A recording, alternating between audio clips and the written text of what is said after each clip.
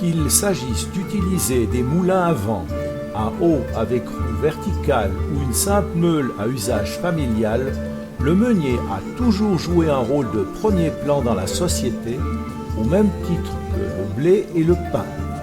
Aujourd'hui, nous nous rendons au moulin de la Tine à Trois-Torrents, dans le Val d'Illier, pour savoir comment vivaient ces meuniers autrefois. C'est M. Henri Moret, ancien président de la Fondation Vimoti, qui va nous parler aujourd'hui du métier de meunier ici à la Tine, un métier qui, selon ce que je sais, fut surtout dangereux par différents éléments dont nous allons parler bientôt, et aussi très pénible. Merci Henri, nous allons commencer par parler des problèmes de l'environnement. Comme tu l'as dit, être meunier au moulin de la Tine n'est pas sans danger. Nous sommes dans des gorges étroites, et les crues sont fréquentes, les chutes de pierres, les chutes d'arbres, donc il faut être très vigilant. Et lorsque les crues sont conséquentes, comme on est en prise d'eau directe dans la rivière, tout est bouché, donc le moulin ne fonctionne plus. Il faut attendre que la crue baisse et aller déboucher la prise d'eau. Mais est-ce qu'il y a eu des gens, en particulier des meuniers, qui se sont noyés dans la rivière? Oui, donc je crois qu'au XVIIe siècle, un meunier s'est noyé. Et on cite encore d'autres noyades, un garçon qui pêchait, tout ça on trouve dans le bulletin paroissial de Trois-Torrents. Des filets de protection ont été posés afin de sécuriser le lieu, car le site est visité par des milliers de personnes chaque année. Est-ce qu'il y a des maladies plus ou moins spécifiques? Donc il y a les rhumatismes et l'asthme dû à la farine.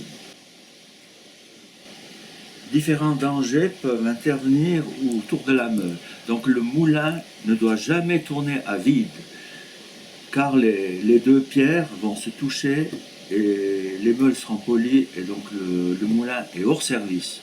Il s'agit de retailler la meule, parce qu'une meule lisse, eh bien, la farine est brûlée. Et ça pourrait bouter le feu au moulin. Ça peut mettre le feu au moulin. Est-ce possible qu'un meunier se prenne dans la meule?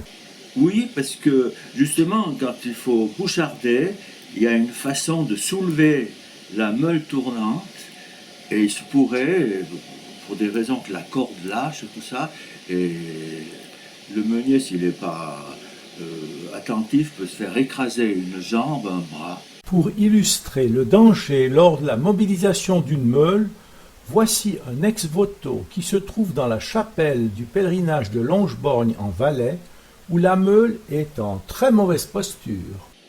Donc à part les dangers, il y a aussi les avantages et les inconvénients.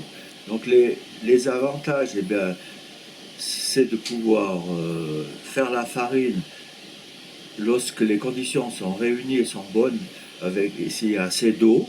Les inconvénients, eh bien, s'il y a trop d'eau ou pas assez d'eau, on ne peut pas faire tourner comme on est en prise directe dans la rivière. C'est donc un métier saisonnier. C'est un métier saisonnier. Et le dernier meunier de Trois-Torrents, donc Nestor Donnet, à côté de meunier, il tenait une épicerie avec sa sœur, tout proche ici. Et il était aussi à certaines occasions tourneur. On a son tour ici, dans l'exposition bois. Et marguillier, mais enfin, pour gagner sa vie, il était obligé de faire autre chose. Au XVIIe siècle, donc, le meunier reçoit un salaire 1/13 du blé moulu. Et bien sûr, ça donne toutes sortes d'interprétations, et certains meuniers passent pour être voleurs.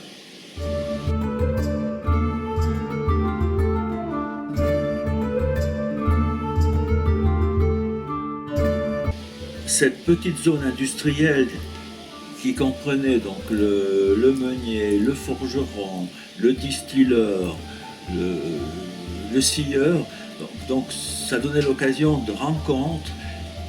Pas mal de personnes passaient par ici, et comme il y avait encore la distillerie, imaginez-vous, donc on venait ferrer les chevaux, et après c'est le cheval qui ramenait le patron à la maison.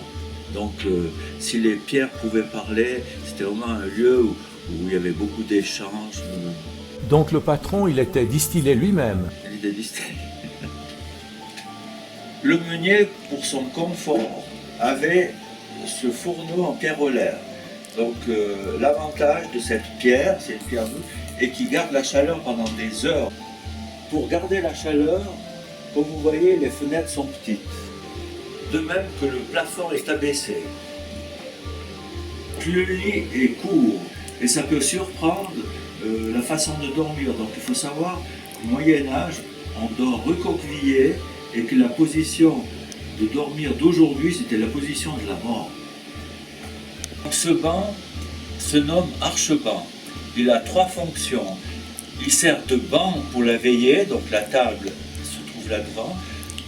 Ça sert d'escabeau pour monter dans la partie supérieure du lit et de coffre.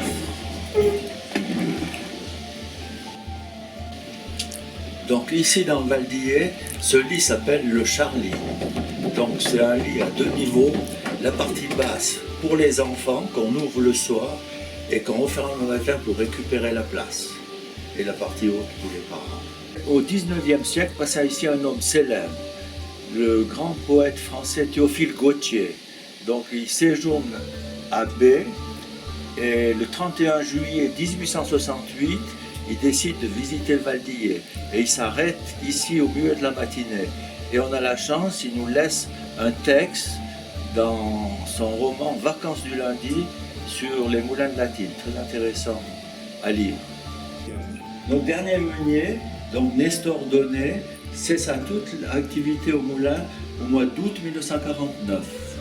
Donc dans toute l'Europe, les activités des meuniers cessent car c'est l'industrie qui prend le dessus.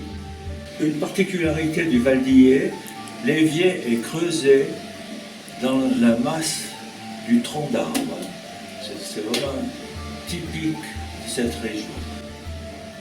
Henri va maintenant goûter la soupe du soir préparée par son épouse. C'est le repas principal de la journée.